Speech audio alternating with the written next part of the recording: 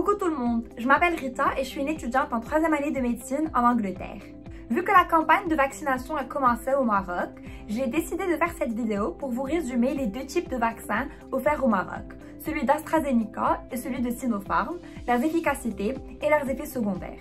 J'espère que cette vidéo répondra à vos questions et vous encouragera à vous faire vacciner. Si vous trouvez cette vidéo utile, partagez-la, likez-la, laissez un commentaire et abonnez-vous à ma chaîne.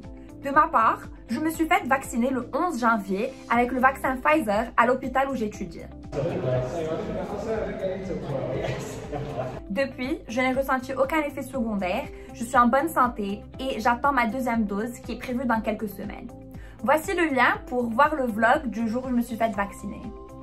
Tout d'abord, il faut comprendre que ce vaccin n'est qu'un petit bout du virus atténué et qui a donc perdu son pouvoir de déclencher la maladie ou des symptômes tout en gardant sa capacité de déclencher une réaction immunitaire dans notre corps et produire des anticorps contre le COVID-19. Le premier vaccin dont je voulais vous parler est le vaccin anglais AstraZeneca qui est en cours d'utilisation au Royaume-Uni et qui sera prochainement utilisé dans l'Union européenne. L'efficacité de ce vaccin est estimée à peu près 90% d'immunité après la deuxième dose.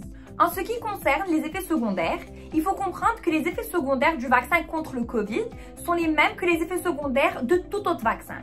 Il faut donc pas du tout avoir peur en lisant la liste d'effets possibles. Pour ce vaccin anglais, selon les données réputées du journal The Lancet, les effets secondaires graves sont extrêmement rares. En fait, sur environ 24 000 premiers volontaires à la vaccination, seule une personne a reporté un effet indésirable grave. Sinon, voici la liste des effets indésirables reportés par les participants. Comme vous pouvez le voir sur la liste que je vous ai mis, les seuls effets secondaires souvent mentionnés par les patients sont des douleurs ou des gonflements dans l'endroit de l'injection, la fatigue, la fièvre, les maux de tête, la nausée ou des douleurs musculaires. Le reste est généralement rare. Vous pouvez mettre la vidéo en pause si vous souhaitez tout lire. Le deuxième vaccin qui sera utilisé au Maroc est celui produit par la compagnie chinoise Sinopharm. Ce vaccin est déjà en cours d'utilisation aux Émirats, au Bahreïn et en Égypte. Ce vaccin a une efficacité d'environ 79% et il assure une protection contre les formes graves de la maladie. En ce qui concerne les effets secondaires, depuis quelques semaines, plus de 100 000 personnes ont été vaccinées aux Émirats et pour l'instant, aucun effet secondaire grave n'a encore été enregistré. Voici la liste d'effets indésirables reportés par les participants. Le seul effet très fréquemment mentionné est le mal de tête qui affecte 10% des personnes injectées. Encore une fois, vous pouvez mettre la vidéo en pause si vous souhaitez tout lire.